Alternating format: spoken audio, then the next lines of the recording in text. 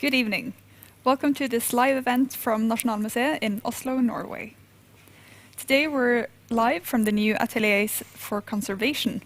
And before I start telling you more about today's events, I have some information for our Norwegian viewers. Hei, og velkommen til denne sendingen fra Nasjonalmuseet for kunst, arkitektur og design. I dag sender vi direkte fra konserveringsatelierne i det nye Nasjonalmuseet, som åpner i juni neste år. I mellomtiden, mens vi venter på at det skal åpne, så kan dere jo få litt smakebiter fra samlingen med disse digitale tilbudene våre, som dagens sending.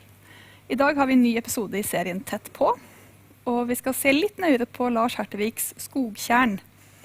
Og derfor har vi med oss papirkonservator Kari Greveog og kuratorformidling Ingvild Hammervoll.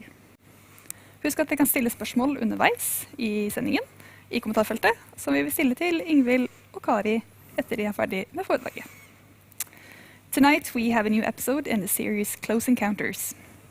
And today we're taking a closer look at The Tjern by Lars Hertervig, paper conservator Kari Greveog and curator of education Ingvild Hammervoll will talk us through and give us more insight to the art and life of Hertervig. Remember that you can ask questions in the comment section below that Kari and Ingvild will answer after the talk. Over to you, Kari and Ingvild. Thank you. Hi everybody, this is Ingvild. Thank you. This is Kari. Hi. We will be talking about Lars Hertervig's The Tjern, which you can see here, which is a painting, oil on canvas, made by Lars Hertervig probably in 1856. 65, excuse me, yes, 65, that's good. 65, and we will get back to you which period, this period was very essential for Lars Hertervig's production, and we will get back to you on that later on. But first we should have a look at the painting itself. Because this is a real treasure in our collection, and also a painting painted by an artist that actually developed as an artist under the radar in his own time. So he was born around 1830 and lived at the west coast in Norway in a small place called Tysvær, which is just situated by the largest city of Stavanger. And he experienced in his own time to be uplifted as this great artistic talent. But then, after a few years, he experienced a personal crisis that actually bereft him from this position. So he lost his position in the contemporary art scene of his time in Norway, but still developed as an artist on his own. And this really, it's so beautiful, this painting, and now we see it for real for such a long time. And it's really a very typical motive of its time, because landscape painting was a really dominating direction in academic painting in the middle of the 19th century. But still, it's really typical for Lars Hertervig because he developed this personal style. And that style is very much connected to his personal story, we could say. Yes. And also we could say that he becomes almost like an outsider artist. So we would like to tell the story about him and also his production, and then especially this work in our collection. And we'll get back to this painting and look at it more in depth later on. We have a picture, we have a portrait of Lars Hertervig, which is incidentally the only verified portrait that exists of this artist. This one was painted in 1851 while he was a student at the art school, the drawing school so-called, in Kristiania, by his fellow student Nils Bjørnsen Møller. Hertervig was 21 years old when this painting was when this portrait was painted. And we see this young man with his dreamy eyes. I think that's one thing that really strikes us with this portrait, is these big dreamy eyes looking at something that we really cannot see, almost visionary. Looking, when we can see light reflected in his eyes, and we get the impression that he's looking at something, maybe clouds, maybe light from afar, but something definitely very intense and dreamy is visible in this portrait, which is not just a likeness of Lars Hertervig, but it's also, I think, tells us a little bit about his personality. Yeah, and I think it's interesting when we look at what the art critic Jappe Nilsen writes when he sees his arts again when he's rediscovered in 1914, because then he describes his art as he says that there is a mystery in his landscapes, a dream-like atmosphere. Yes. And I think that is true for this painting, for instance. Very much. It is a dreamy, hazy atmosphere over the whole painting, a bit ambiguous, as I always. To me, it makes me a bit uneasy. But we'll get back to that. Yeah. Okay. So we should start with the beginning, perhaps. Where did he come from, Lars Hertervig? What is his background? He comes from quite a small community. He was born at the place Tysvær outside of Stavanger. And his parents were both farmers, but also handcraft people. They were quite poor. But he was quite early really interested in drawing. So it's like this classical biographical artist story about this artist that's just drawn to art from a very young age. Yeah, that has to paint. He has to do it, and he's really fascinated by the landscape where he lives. But he also grows up in a community where their faith is connected to the Quaker movement. And that was quite small religious movement in Norway. It was bigger in England. It started in England in, I think, around 1635 or something, but it didn't really arrive in Norway until around after 1814. So, and then the Quaker movement actually developed mainly at this west coast shore of Norway, where Stavanger was kind of a meeting place for this faith. And this was a quite radical Protestantic direction, you can say, because they were really anti-authority, also towards the classical clergy tradition. They did not accept priests. They did not accept the Bible as anything more than a historical, you can say, publication. Not as a moral direction. They did not take off their hats for anyone. They called everyone you, so they were very personal, and saw all human beings as equal.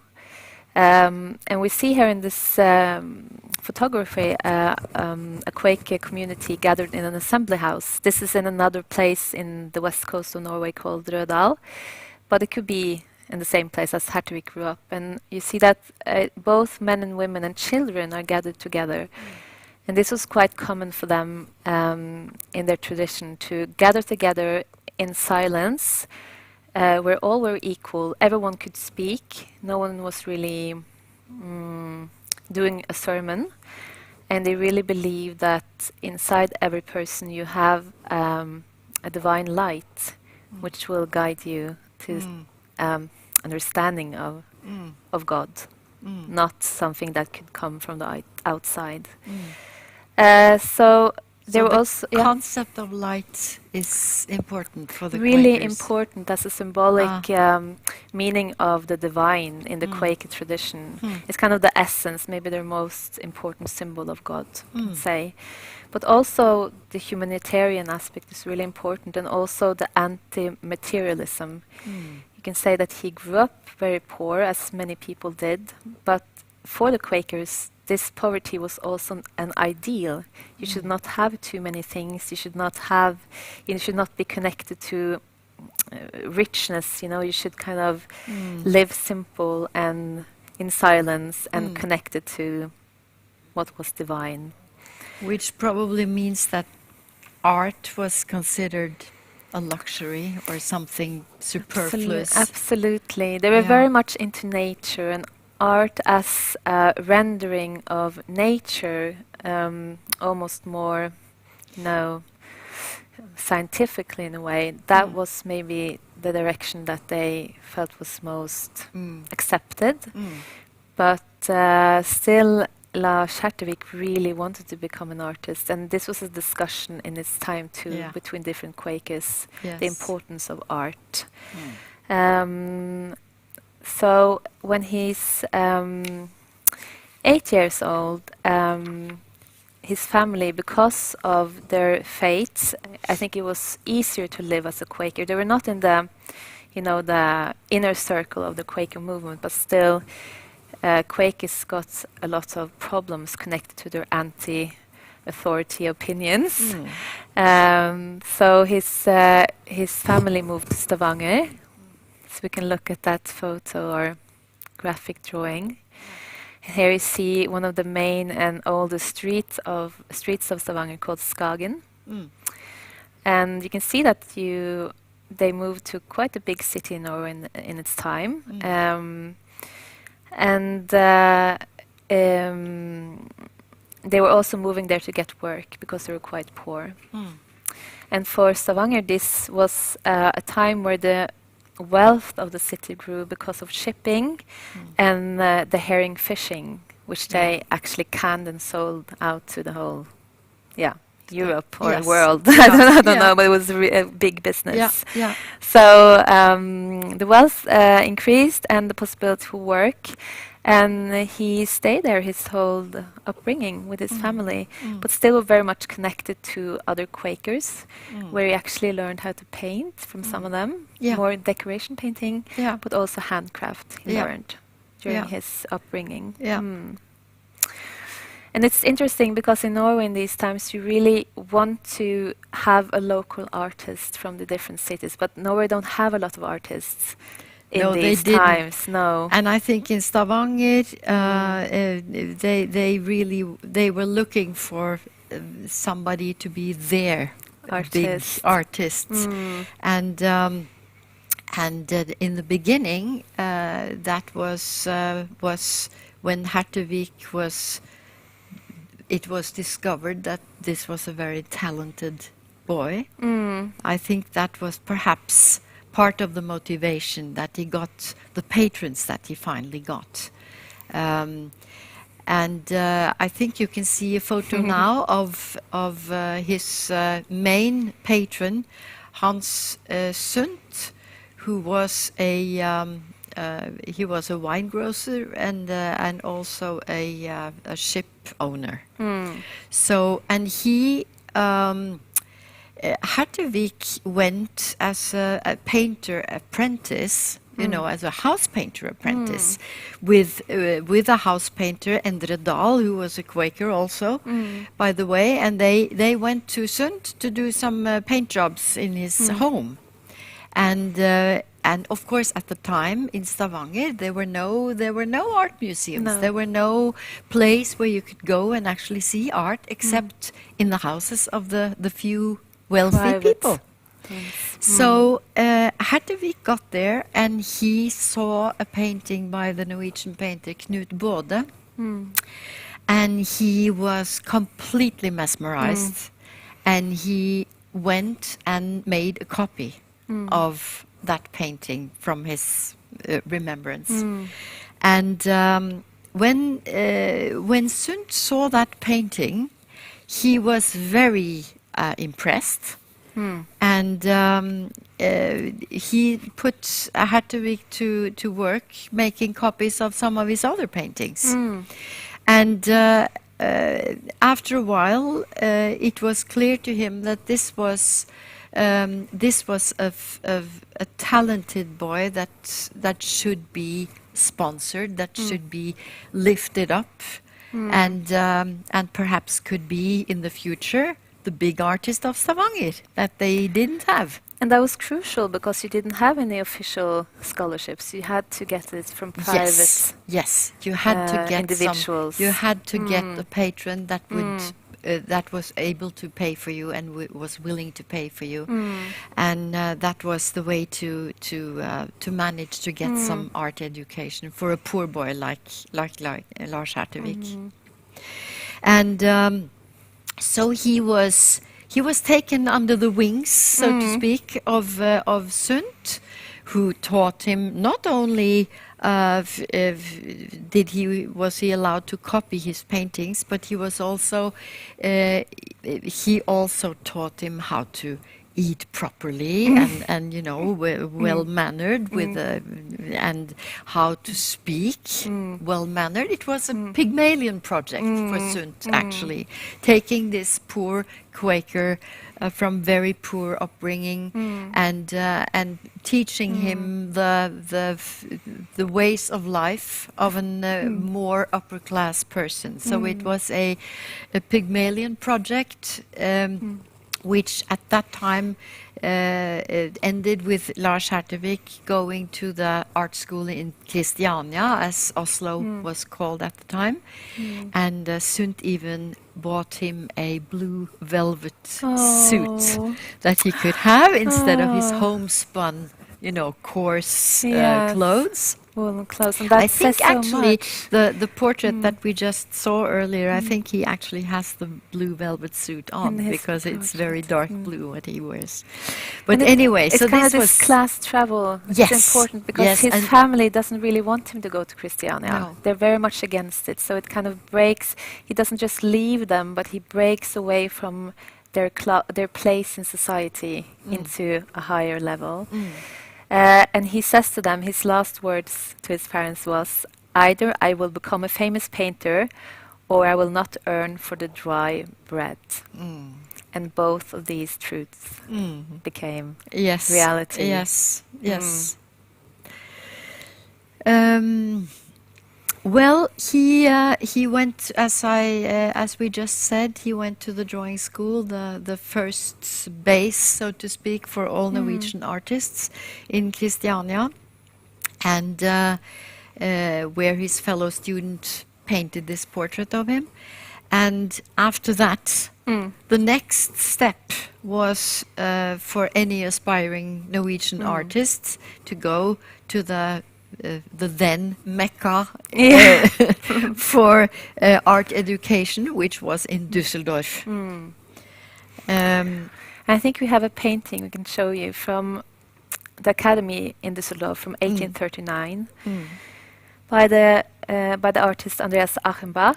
And here we see quite a lively scene. You see the kind of authority of the building in the background, which is Academy, but still you have the folkloric kind of scene in the foreground. So it's kind of a warm, inviting mix this city offers.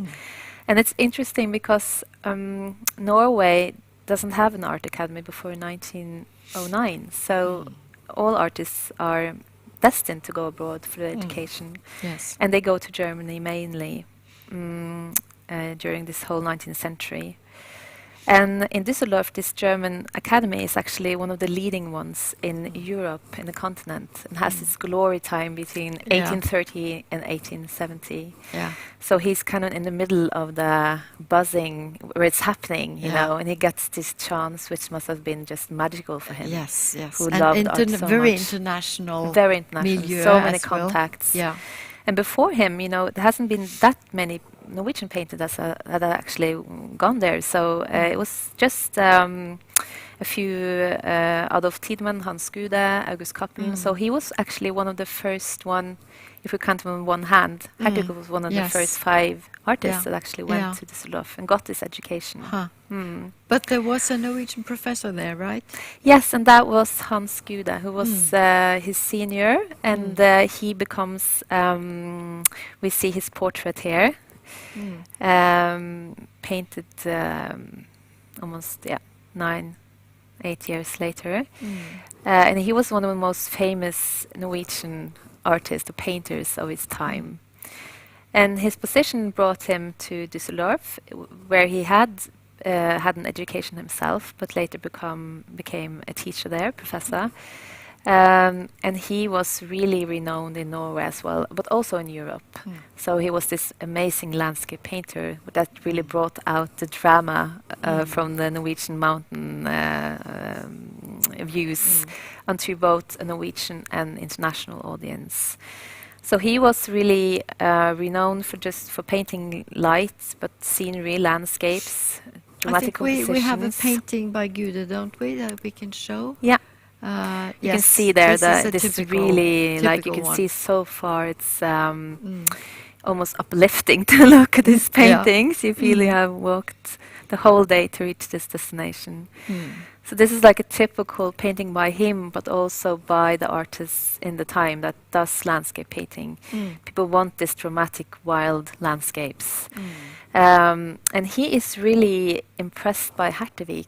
He actually calls him one of his best students. And in 1853, Hertervig has painted some of his first independent paintings. And then he says that he has painted these paintings with such a skill that I promise him more than anyone else. So Hans Gude has a great faith in Hertervig, and really feels that as an artist he can be one of the greatest of his time. That is just after 1 year of education at the Academy of Düsseldorf. Wow. And if we look at a sketch by Hertervig in this time, these are some rocks that he has sketched on the beach. You can see that he's quite influenced by Gude as a teacher. It's some of the same motive that he has chosen, and he's quite rational in his composition and how he renders the motives. It's not very emotional, it's more about form and light and shadow and composition. The drama is in the kind of stones, the nature itself in a way. And then you also, if we look at the painting after, you see the same use. This is a few years after, but you see the same use of maybe colors, the palette as you have seen in the painting by Gude, which they taught at the Academy of Düsseldorf to use these brown kind of shades in the landscape to make it very warm and welcoming, and then to contrast it towards the sky, which was often very blue and pale and cold, and this also created drama and depth and perspective and just a feeling that you actually wear in the landscapes. So, but still it's just much more rational maybe than what we see in the painting that's behind us. Yes. Because something happens. Although the color scheme is a bit similar, isn't it? I mean, you have this warm brownish half almost, and then contrasting with this wonderful sparkling blue in the upper half. Something happens to Hertervig in Yes, Düsseldorf, it does. which changes everything. So it begins with him falling in love, which can be very dramatic for anyone. But for Hertervig, of course, it was an incident that turned out to be fatal. He fell in love with his landlady's young daughter, and what the daughter thought about this, we don't know. But we know what Mrs. Winkelmann, as she was called, the landlady, thought about it, and she did not like it at all. And maybe Hertervig was a bit intense in his enamoration of the daughter. It is very, it could very well have been very possible.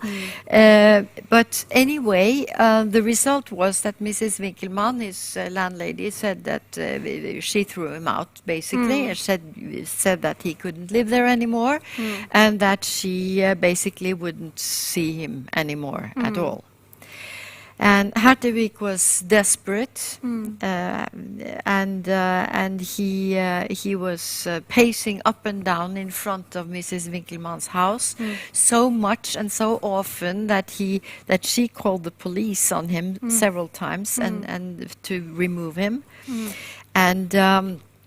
and his fellow students, they, as soon as they heard about his state of mind, they pulled some, practical jokes on him, telling him that the young Miss Winkelmann was going to meet him here or there in the town, and he went all over the place and believed them, and was disappointed because, of course, she wasn't there.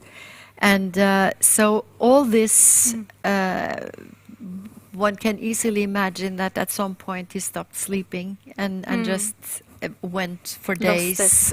He lost it completely, and he had a complete breakdown. So much so that he hallucinated, and he was talking to invisible people, and it became obvious that he could not stay in Düsseldorf. He had to go back to Stavanger. So this must have been a tremendous downfall for him. He went back to Stavanger, and his patron, Sundt, tried his very best to help him. And he even put him on one of his ships and to Spain. To Spain, yes, and to get some new impressions and new environment, in the hope that this would help. Nothing helped, and he was restless and hallucinating, and he was not well at all. So. In the end, they Sundt tried to get him into the brand new, at the time, state-of-the-art hospital, Gaustad Asylum. And while he was waiting to go there, he painted some paintings that are quite disturbing. They are like the one I think you might see now, Summer Landscape, Thunder Looms, which is a thunderstorm approaching, and this dead, lone tree almost in the center of the motif. But you can see very clearly that his style has changed. Because when he came home in 1854, around then, he didn't stop painting, though. No. It's interesting. He was very ill, but he still continued his painting, both sketches and finished works as this. But this work is very different from the other one that we saw, and of course that has been an interpretation of Hertervig, that his disease actually influenced the expression in his art. But then on the other hand, if you didn't know about this, would you have thought that or gone to that conclusion? We don't really know, because it's a dramatic landscape, which was really popular in its time. That is, of course, an issue for the whole. Whenever you talk about Lars Hertervig and his art, the combination of incidents in his life and the art he produces, it's so easy to always make to make a connection. And but as you say, if you didn't know anything about the artist or his life, I don't think it would occur to you that this is painted by a sick or very disturbed person. No. Not necessarily. Still, you can see a change in style, and it's interesting because he has to go into psychiatric treatment, and here we have an earlier graphic print from 1834 that kind of shows of the state of the psychiatric treatment in this time. And in the 19th century, psychiatry is a developing subject, so it's very much in its time to take psychiatry from the private zone and make it into an institution that actually does not just keep people there, but actually wants to treat them as well. They have this positive outlook that psychiatry is science that can actually treat people so they get well. And but they have still not developed, diagnosis in a way that we have today. So you see here that all of these people are gathered together, taking air on the asylum grounds, but still they have so many different expressions and probably different diagnoses and traumas, etc. But we don't. They really just put them all almost in the same kind of category still. But they were also very much interested in how psychiatry was connected to the state of the body. So they also looked at psychiatry as something that was not just emotional, but also physical in a way. And Gaustad Asylum, that was built and opened in 1855. This is a later photography from 1890, but it's the same building and the same area around as that in the beginning. And this was a place that was started because they wanted to take in patients that they actually could cure. If they believed that they could not cure you, they would let you go. So many artists, Hertervig is one of the first Norwegian artists that actually went there. But later, also the writer Amalie Skram went to Gaustad, and also another artist called Bendik Riis, and also the poet Gunvor Hofmo later after the Second World War. So it was a place where Hertervig was given advice that he should maybe not paint that much because he was getting fickling in his painting, and he was not finishing his works. And he also said himself that the reason for his illness, he thought, was that it was caused by staring observations of the landscapes in sunshine, which, according to him, the sun rays have acted so strongly on his eyes that he has felt and still feels a dizziness accompanied by excruciating pain over his forehead. So he himself connects his diagnosis with a physical kind of reaction in his body, but also again connects it to art, to his art making. Yes, which is his great passion. And he stays there almost 2 years. But and doesn't paint anything. So he's sent home spring 1858. And then he has first one diagnosis, which is melancholia, but then they change it to dementia, and it's kind of a combination of depression or schizophrenia. But they feel that they cannot make him well, so he's written out of the hospital as incurably insane, and that label sticks with him for the rest of his life. And in these times, this is a different time, so it's really it destroys his possibilities as working as an artist. And for example, as late as 1893, the writer Alexander Kielland, who we see a photo of now, he is one of the foremost writers of Norway, and he's also one of the foremost official persons of Stavanger. He comes from a very rich family, and also very culturally rich family. And he is also an art critic. So in 1893, he writes a critic or an article about Lars Hertervig, but calls it a forgotten one. And what he wants to do with this article is actually to shed light on that Lars Hertervig actually was one of the most important artists in Norway until 1860. That's what he says.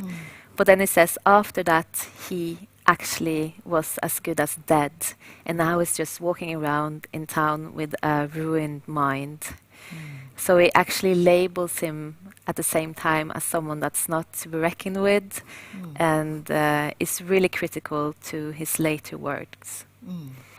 But that shows us how long this label was stuck to him. So he was really damnation.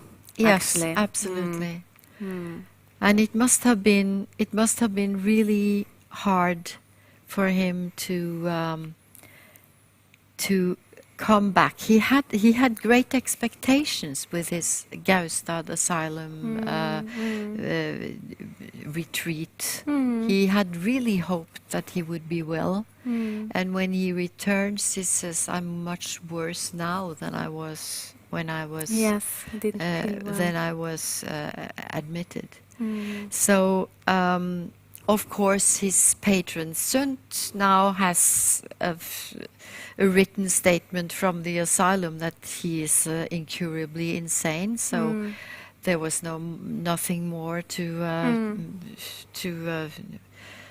there was no use in paying more for Hertervig. So he's now on his own. He's now on welfare, and he's as was usual. He was placed in the care of his family, and they sent him to his uncle who ran a little farm at Borgøya, his birthplace. Yes. And he was supposed to help out on the farm and do, chores and different things. But he was also allowed to draw whenever he felt the urge, which he felt a lot. Yes. Because after 2 years of not doing anything creatively, it's in 1858, it just bubbles out of him, and he fills 3 sketchbooks with drawings and watercolors, and he produces a lot of sketches. We can perhaps remove this so you can see these 2 sketches of clouds. I don't know if you have the possibility to zoom in on these. We will be seeing some of these studies later on, but then it will fill the whole screen. So this is to show you how small they are. And we are so lucky at the National Museum. We actually also own the cover where the sketchbook was kept. And I will put on my white conservator gloves to show you, because this is really so sweet.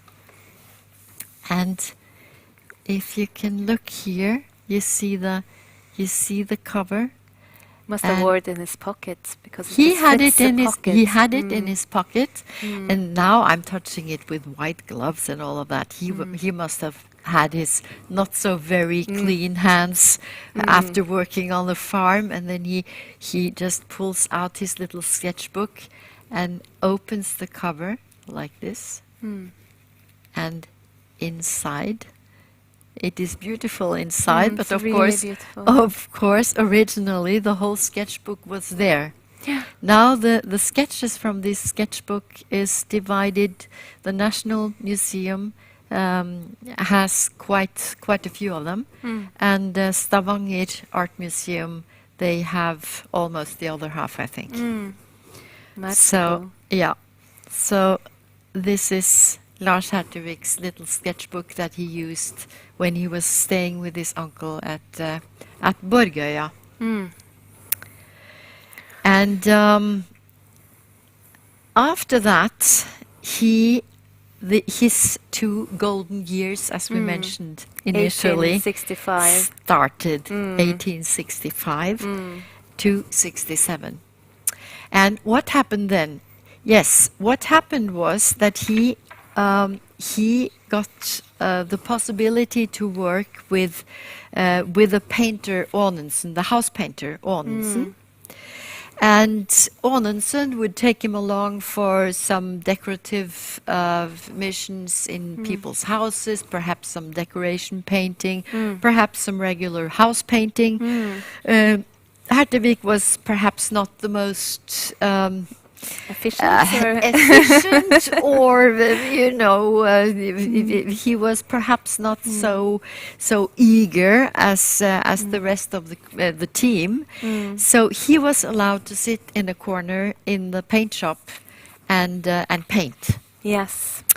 And during these 2 years, he actually painted the few paintings that have since become his, what shall we say, the treasure of Lars Hertervig's oeuvre, and which has secured him a place among the foremost Norwegian painters. It's quite astonishing how he could, in just a couple of years, produce these masterpieces, which were not necessarily recognized as such by the people in his time. Because very few people maybe saw them. Yes. He kept for himself. The paint shop owner, Aanensen himself, he treasured them. He did. And he kept them. So, but otherwise...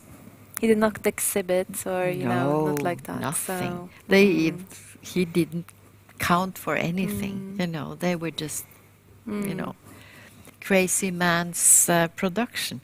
But also they're quite different than what maybe people were used to, even if they were landscape paintings. For example, when we look at the painting from Tysvær, it's very bluish, you know, the whole sky and the sea, it's just reflecting each other. And then you have the simplicity in form, which is quite modern.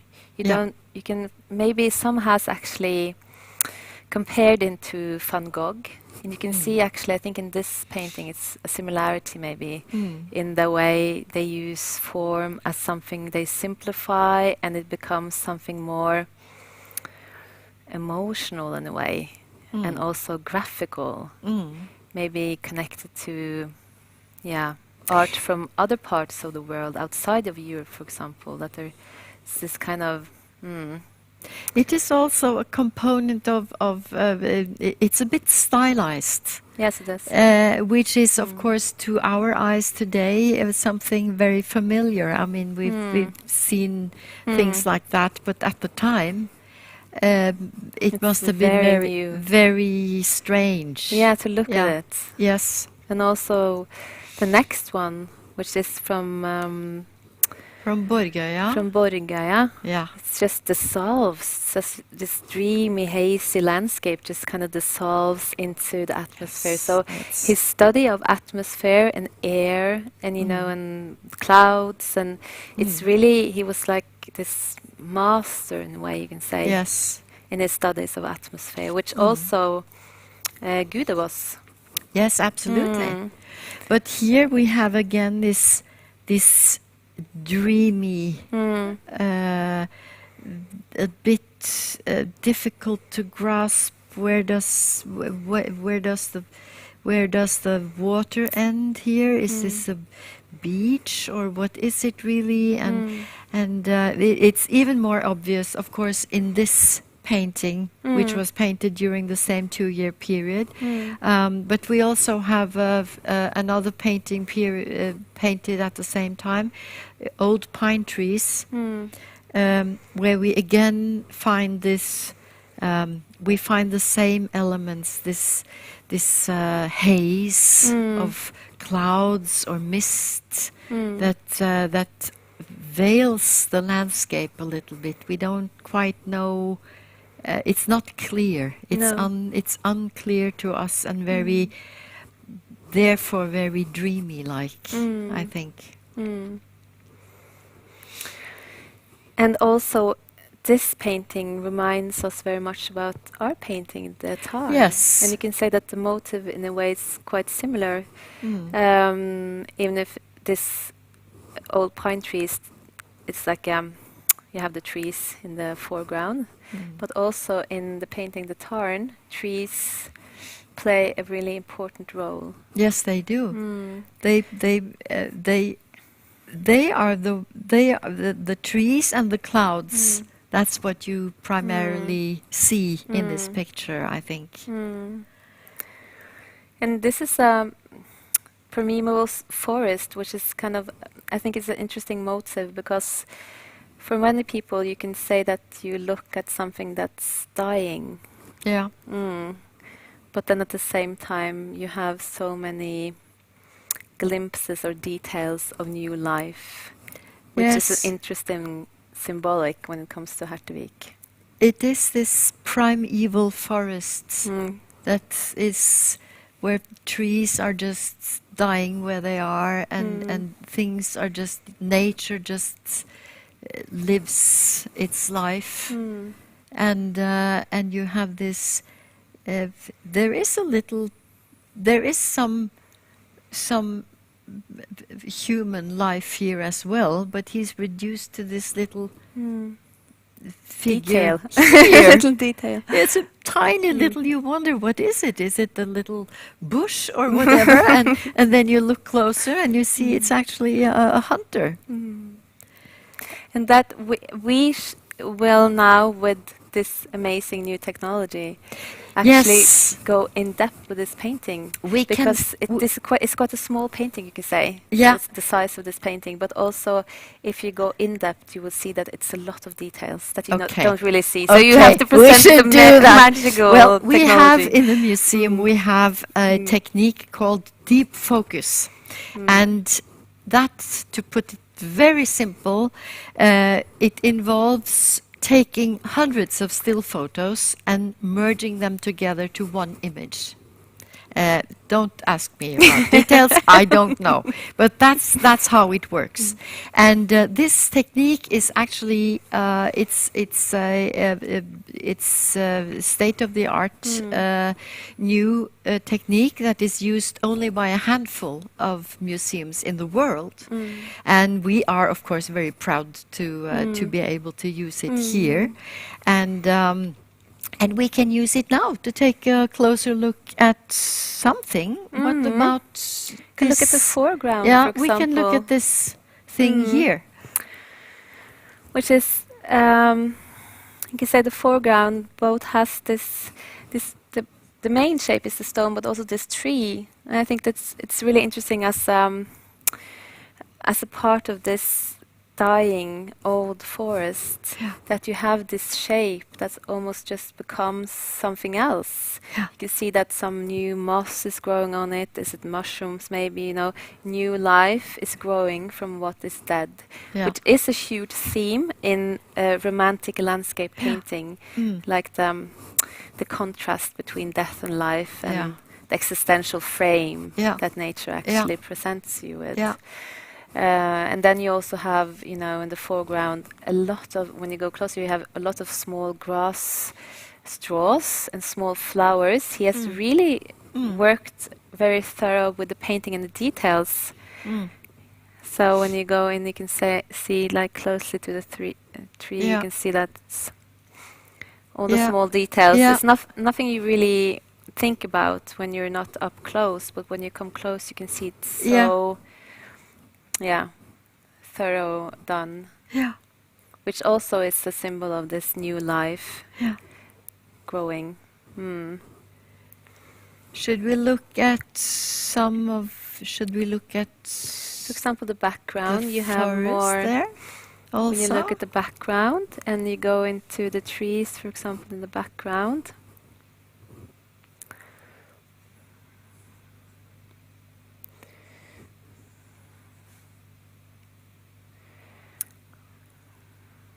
You see that he actually composes it very much as the recipe of its time. You have the foreground, and then you have the middle ground, and then you have the background. That was like the recipe, the rules for composition. And then I think it's interesting that he kind of uses a lot of work on the details. Even if the trees and the forest in the background looks a bit like silhouettes, you can still, when you come close, you can still see more details. You get the feeling that he has actually worked with things, but then maybe he has made it more invisible by making it darker, for example, and used another layer of vanish, for example, which makes it a bit darker and hazy, which was his style in this time. Yeah. This is an intriguing tree. Is it dead in the top there? Can we look at it? The tree on the right.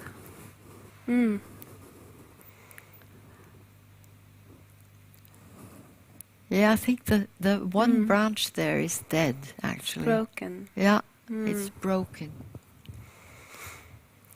And that's also one of his main motives. It's kind of similar like the other tree, or painting of trees that you showed us, the old pine trees. Yeah. Quite similar in shape. And that was very typical for Hertervig to both paint and draw trees with this kind of organic shapes, almost human-like shapes, you can say. You feel almost that you're looking at a person. It's something that's kind of personified in the way he expresses or paints the trees. And then some has even said that the trees could have been almost a representation of himself, maybe, as an expression of his own state of mind.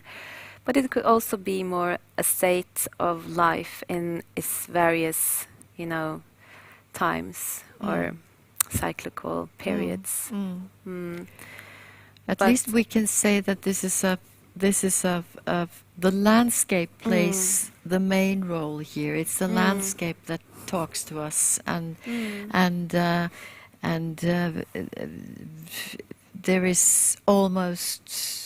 are almost no other elements here. No. The clouds and the forest, and of course the tarn itself.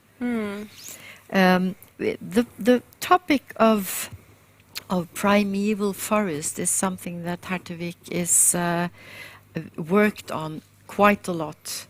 I think this is a sketch from his sketchbook from 1958. Another one, then not this tiny small one, but a larger one, where he also elaborates this topic of trees, of dying trees, and of the primeval forest with branches going in all directions, and nature just living its life.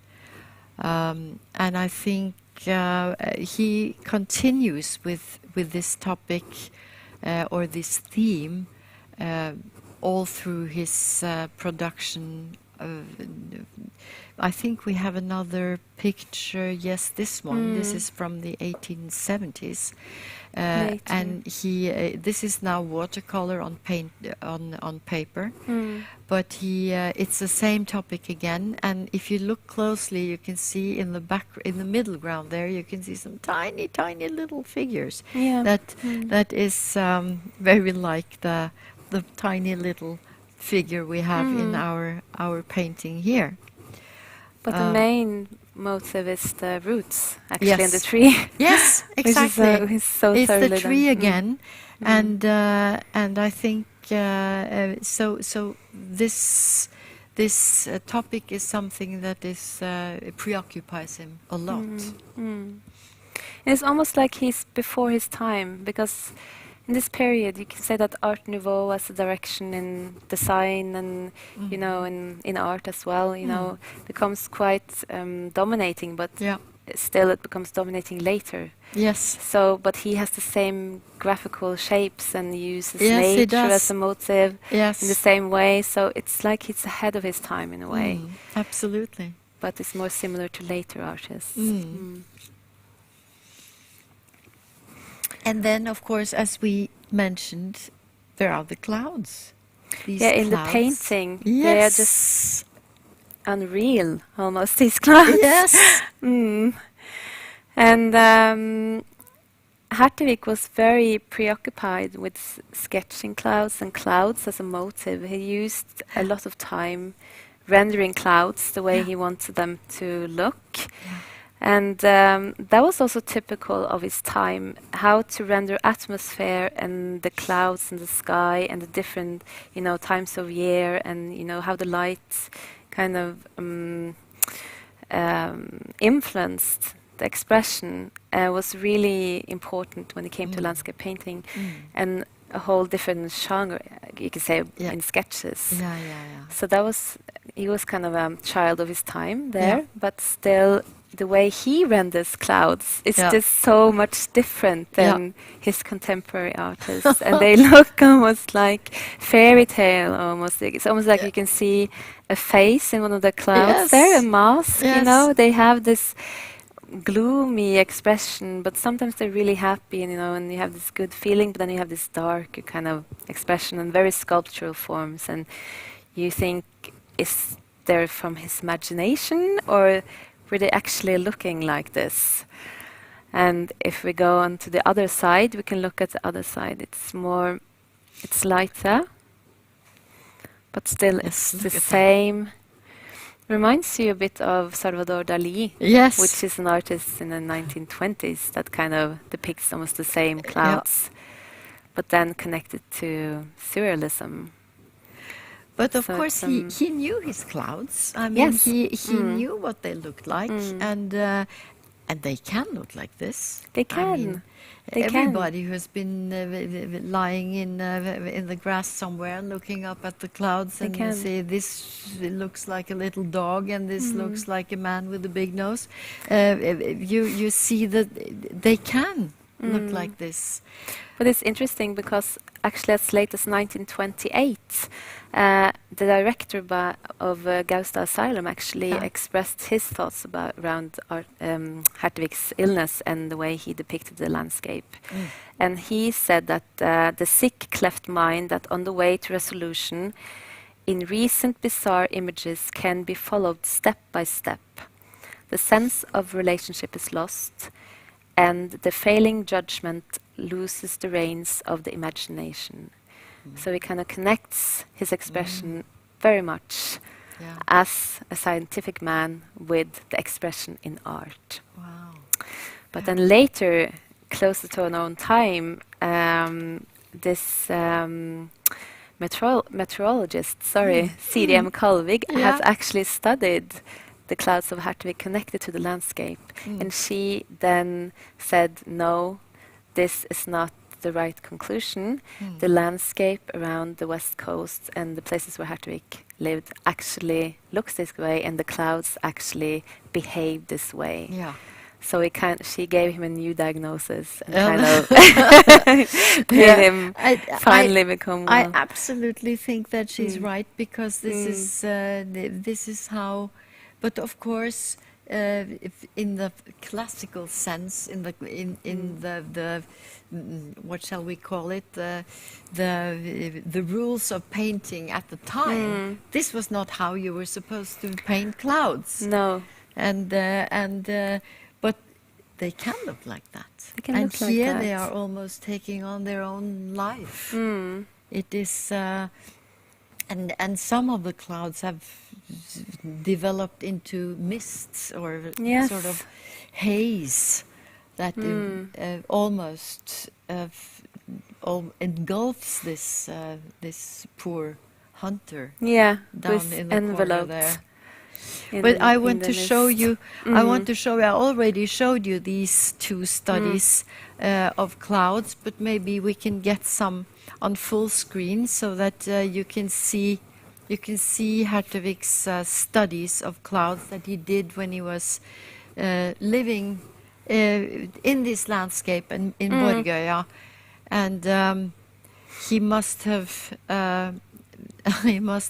not listened to himself when he was, thought that his illness came from looking at the sunlight. Yes, the sunlight. He is definitely looking at the sun and the clouds while staying with his uncle and trying to put down on paper all his observations. These are all kinds of clouds that he can observe over Borgøya. And these are just a few of the many cloud studies that we have from this time. Beautiful studies. It's also interesting to connect it to his Quaker background, you know, the use of light in his paintings. Yes. Because the light in the sky has such a symbolic position as something that reflects an inner light or divine kind of experience. So that has also been a theory that his preoccupation with the sky and the light and the sunshine was also connected to some divine experience, maybe, or background. But it also kind of reflects the philosophy of the Quakers that art could be used for scientific means. So to render nature and to kind of to observe. That was kind of something that they accepted. That is interesting. So should we did we play enough with this this tool, or should we just dive deep into the hunter, maybe? Look at the hunter? Yes. It's your favorite. Yes. This is my favorite. I identify with the hunter, and I'm a bit uneasy when I look at him because I don't know how he will ever find his way back, because this landscape is so swampy and ambiguous, and you don't know where you can step because it's so it's water everywhere. And how did he end up there? I don't know. Secret trail He follows. must. I hope he knows his way, because I get uneasy when I look at him. And he's completely lost. I mean, he's looking into the fog and mist.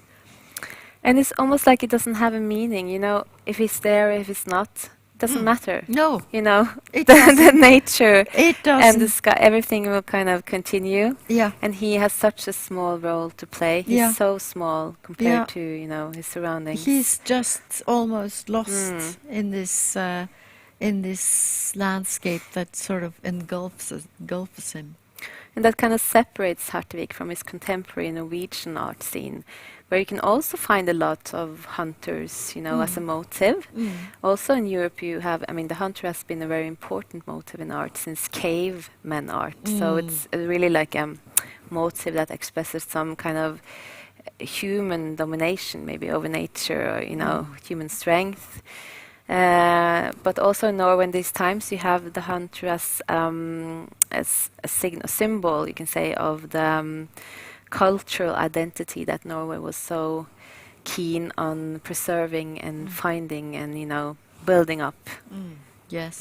So there were often like close-up renderings of people in folk costumes, you know, and they had been shooting bears and they're, you know, been fighting and, you know, suffering. It was very dramatic, and, you know, and they were so in focus. But then you have him, and he's so small, he's so, you know, almost invisible. He doesn't seem Just to be kind able of to hunt anything.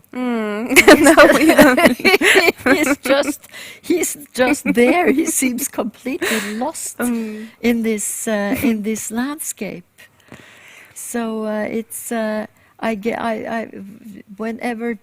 when I look at this painting, I'm always intrigued by this figure, and I think how did he get there? What is he supposed to do now? Is he lost, or does he really know a secret trail out of it? It's intriguing to look at him. He makes a point of interest. Absolutely. If you see him, because he's very hard to very easy to miss him. If you don't zoom in like we did now. And also I think it's interesting just to compare Hertervig then to maybe more, you know, continental painters in Germany, for example, where he stayed a couple of years and he probably saw a lot of collections, and maybe other contemporary artists. I mean, and for example, artists like Caspar David Friedrich, he's called like the German Edvard Munch in a way, but he's much earlier though, but he's very existential, and he often places small figures of people, human beings, in vast landscapes. And they're so small, and they're so, you know, existential in kind of this life and death symbolic theme that he was very interested in. So maybe Lars Hertervig was more connected to European, trends He certainly saw a lot. than And his when he Norwegian contemporary was- art scene, which he was Yes. excluded from completely Yes. also. Yeah, absolutely. Mm. So, but he, while he was abroad, he must have seen a lot. So he had images Absolutely. to rely on. And this is an important motive because you could say it's so small, so maybe it wasn't that important for him. That's why he rendered it so small. But sketches actually shows that this hunter Yes. is really important to Yeah, him. the hunter is still there in some of the sketches. Can we have a look at some of the sketches? There is, well, here is one with the primeval forest and these small figures. I don't know if they are hunters, but at least they are small compared to the forest that surrounds them. And this guy here is a hunter, I think. Yes. But he's almost like camouflaged by the trees, so it's... Yes. And he is also not really, I mean,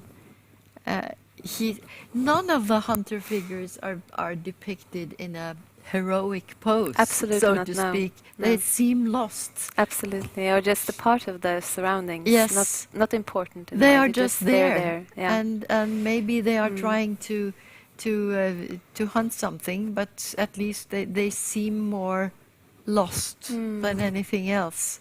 In this drawing, you see them to the left of the tree in the middle. Two tiny little figures. It says something about his kind of, or the times, maybe emphasis on individuality and his thoughts about that, the individual, versus, the whole, yeah. What are you getting at now? Because the Quake philosophy was very much into like the community, Yes. and not the individual. Yes. We're all equal, and maybe this is a reflection of those thoughts that man is just a part of this kind of The whole rendering of the cosmos. It's like Yeah. almost cosmological in a way. Yes. Yeah. If you connect it to the Quake theories. Well, I mean that Yeah. is always the Quaker way of viewing the world, and it's something that he had under his skin. I would think. And lived So- with also. And lived with, and I think it has played a very important part in Lars Hertervig's art, and perhaps much more than we have been aware of. Absolutely. The foremost Hertervig art historian Holger Kofod has been is convinced that the Quaker philosophy plays a much bigger part in Hertervig's art than we have thought really. And it certainly is very interesting to look at his art from that point of view. Very interesting. Yeah. But he continues to develop as an artist because this painting, the Tarn, is painted in the beginning of his 2 gloriful years. Yes. But then he stops painting on canvas, as he said, and he doesn't have any money. He loses his job in a way, and just gets periods where he gets some handcraft. He was he was very poor. Of course, he was very poor of all these years, but he had these 2 years where he was able to work for and in Aanensens paint shop, and after that. He was on his own. He was a day worker. He was for a time there. He was working with his father, and they put up a small a workshop together where the father was making simple furniture, and Lars would decorate it.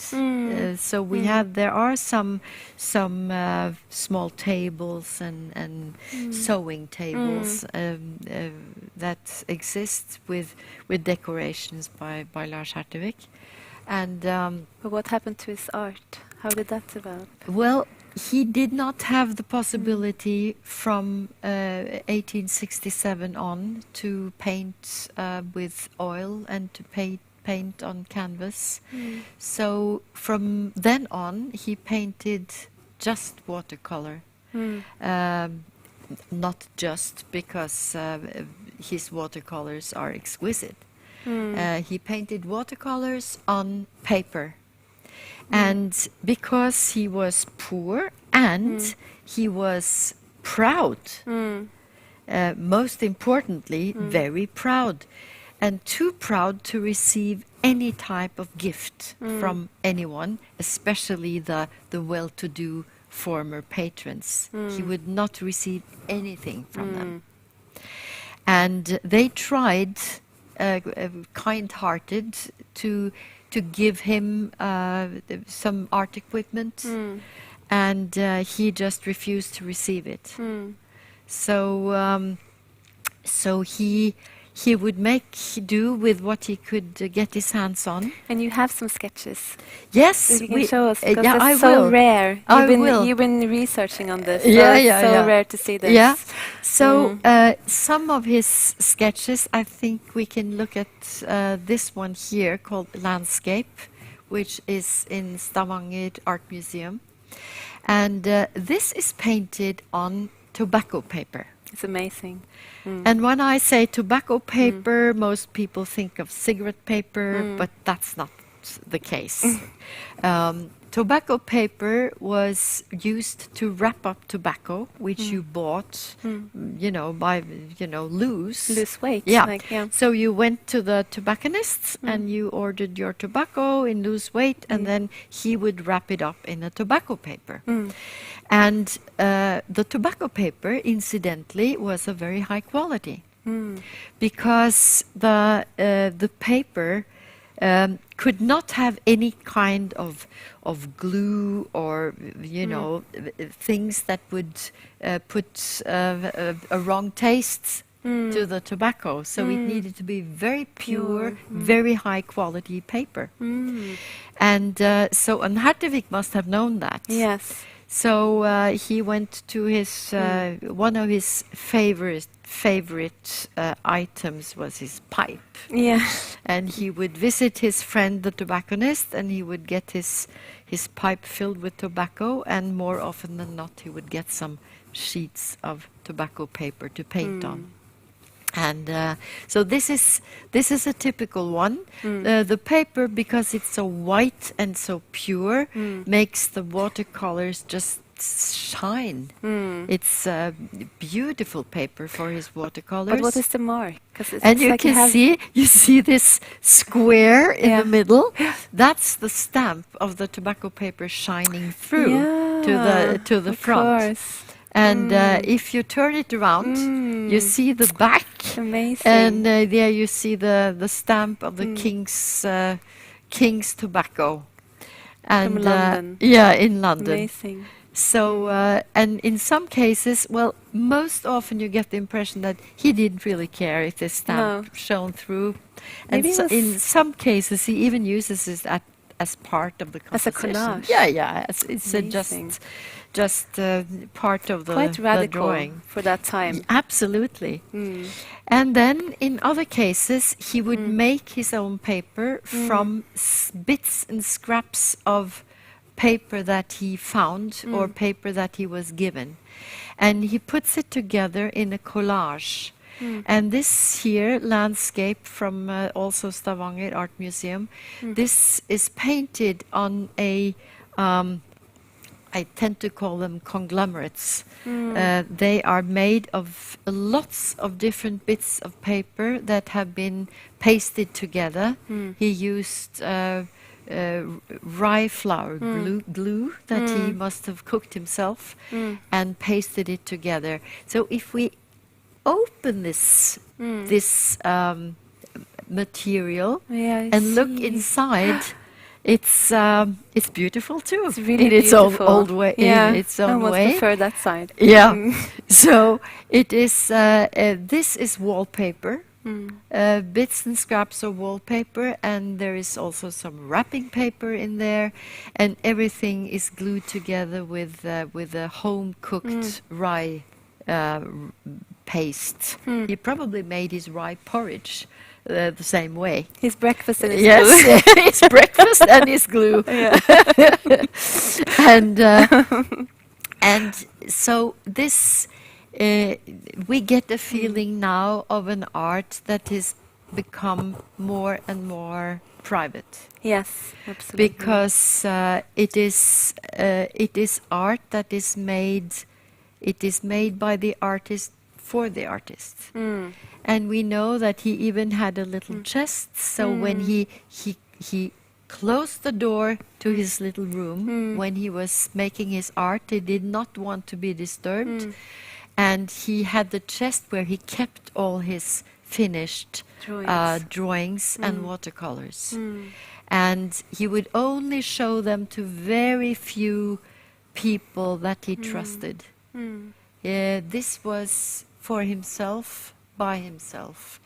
And I often think that this creates for the artist a freedom because he's not producing for a market. He's not producing for anyone with any expectations. Absolutely not. He is producing for himself, and that's enough for him.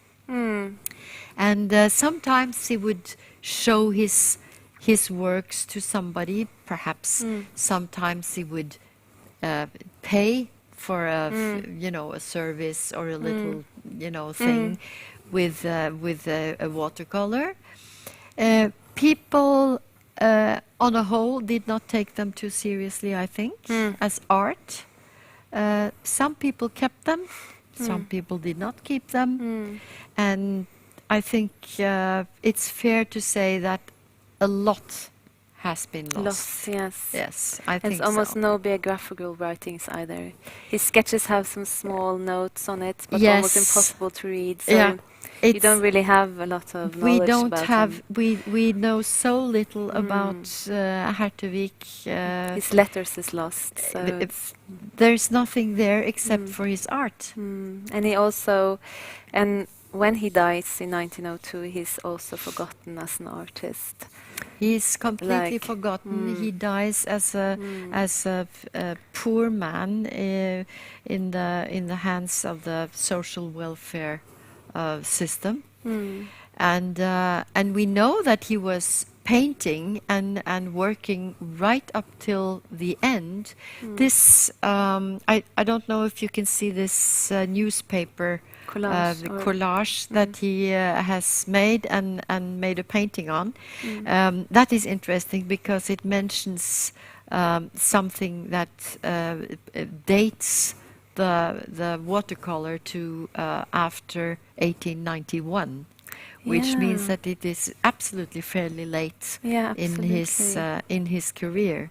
So he was painting all the way up till his death in 1902, and he and when he died, he was completely forgotten by the art world, and but then rediscovered. Yes! 12 years later, that's not such a long time. No. When you compare to other artists. It is not. 12 years. And then it was connected to what you see here. We have a poster and a photograph from the centennial anniversary exhibition in 1914, which celebrated that it was 100 years anniversary for the Constitution of Norway. So they had this grand exhibition, among others in Vigelandparken, Frognerparken, and they showed all the best that was produced in Norway, architecture and, engineer art and art, of course. And then they wanted to find also the best art produced in the whole country. Yeah. So it was Hans Ødegaard, right, that traveled around to find Yes, these. the painter Hans Ødegaard, he You know, got the task to travel around dig and up. find representative art Artists. from all over the country. Yeah. And he went several times to Stavanger. And didn't find anything first then. No, and then people told him about these paintings that the paint shop owner Aanensen had taken care of, made by this very original and weird person. And he went there and he got to see the paintings and he was completely mesmerized. And they were exhibited at the exhibition in at 1914. the exhibition in 1914. And this And- was bought and in the this same was year by the bought National Gallery. in So the saying same year. something about Exactly. the position. So that And must then have he been was, like a bombshell at yeah. the time. Yeah. So all of a sudden, Hertervig was Rose to the highest Yes. position again. Yes, You know, yes. it's just so amazing. Yeah. And then, but still, you know, today, I mean, a lot of researchers and people know Hertervig in Norway, but Yeah. he's quite unknown abroad. Yeah, that And- is. I mean, look at what we have here on the table. This is a little of everything that has been written about Lars Hertervig. This is the. Yeah, I this will is show you this book. This book here, I don't know if you can see it, but this is the this is the sort of the basic book on Lars Hertervig made by Holger Kofod. And I should say that Holger Kofod has had a hand in, or is the sole He's the author expert, of yeah. most of this on the table. And but all of this, and of course it's also Hertervig has also inspired authors, other artists, and for instance, the very well-known playwright Jon Fosse, who's also internationally known, I believe. He wrote his novel Melancholia. It's in 2 volumes here pressed into one. Melancholia 1 and 2. It's about Lars Hertervig. It was dramatized some years ago, so it was also made into a theater piece. But all of this is in Norwegian, nothing in English. So we're have waiting to with excitement for the continued story. We have to make. This is the first tiny little step on the way to make Lars Hertervig known also outside of Norway, and I think he really deserves an exhibition. He really deserves to have an exhibition somewhere outside of Norway's borders for people to get to know this fantastic artist and his wonderful oeuvre. Yeah, So I'm fingers crossed. it will happen. I hope so. I hope so. Thank you very much. Thank you. You have questions? Yeah, of Yeah, course. we have I forgot the questions. Yes, yes. Bring them on. I think I'll start on the same note that you ended. Are there any of his works in galleries in other countries? Not No. that we know of, no. No, unfortunately, no. And then there's one from Arnfinn. Can you say something about Hertervig's capacity and ability to paint shadows? I think he's incredibly skilled at bringing out light, balancing the colors in the shadows. Yes. Maybe his training, I mean, it reflects his training as an art student, both in the drawing school Christiania, where he goes, you know, almost a couple of years, and then he goes to Düsseldorf. So he has like a 4-year education as an artist, and to get into the academy in Düsseldorf is really hard. It's one of the best in its time. So, and they are very much into, you know, how to learn that atmospheric and, you know, how to get those skills in place.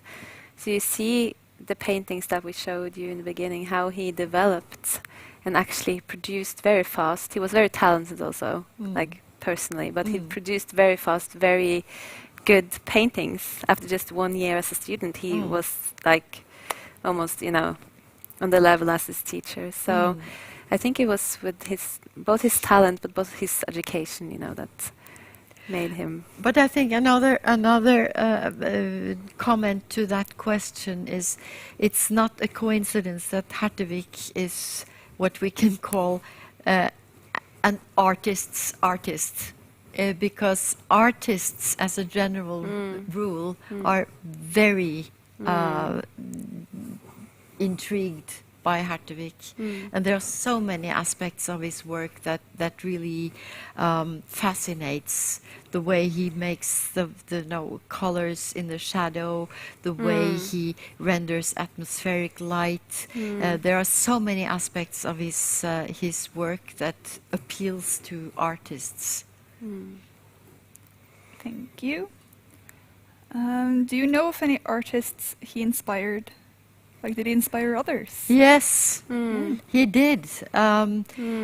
Norwegian artists, for sure. You can think of Frans Widerberg, for instance, and Mari Slåtteli had an exhibition not many years ago with his works, with incorporating his works, and. You also have to think about that he was rediscovered in 1914, so the artist that he inspired has to be, as we know of. But he actually, he inspires contemporary artists today also. Yes. And even if he doesn't inspire them directly, he has this position as this, artist. So absolutely. Thank you. Then there's a question from Jonas. Did Hertervig paint his most famous motifs outside, or did he paint them indoors, then by memory? It's a good question, but and the answer is he painted his paintings inside. His sketches were done partly outside, like the clouds studies, but partly also from memory. Like these primeval landscapes that we looked at, the sketches, they are probably made from memory.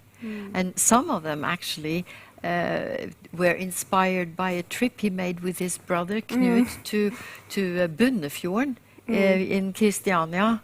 And because he writes with his little tiny little letters, Bunnefjorden.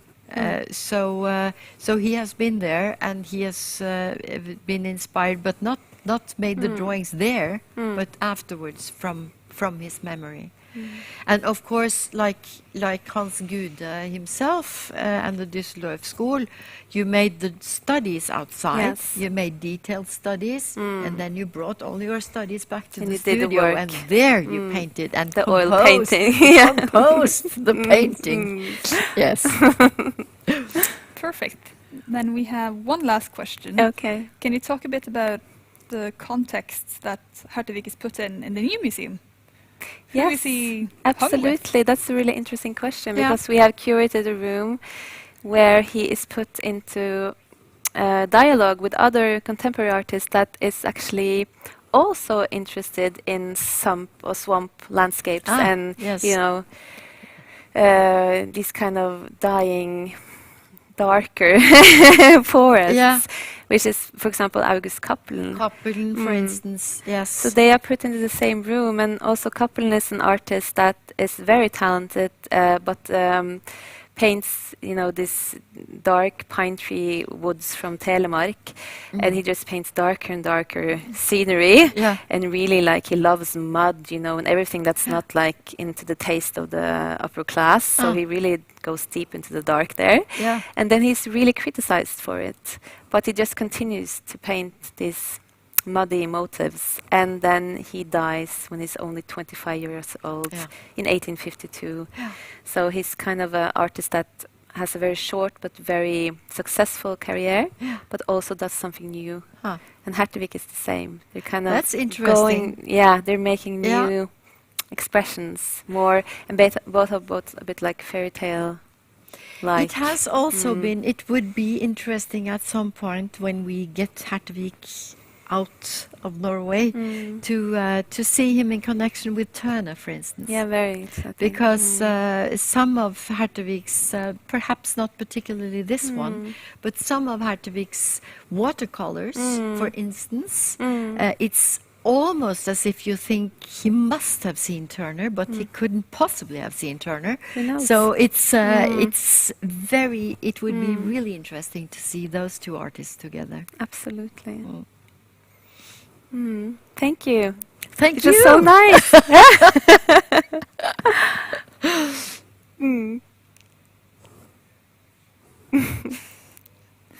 Thank you both. This has been very interesting. The next episode in the series of Close Encounters is on December 12th, which is Edvard Munch's birthday, and we'll be talking about Madonna, which is definitely a highlight in the new the new presentation of our collection. See you all then, and have a good night.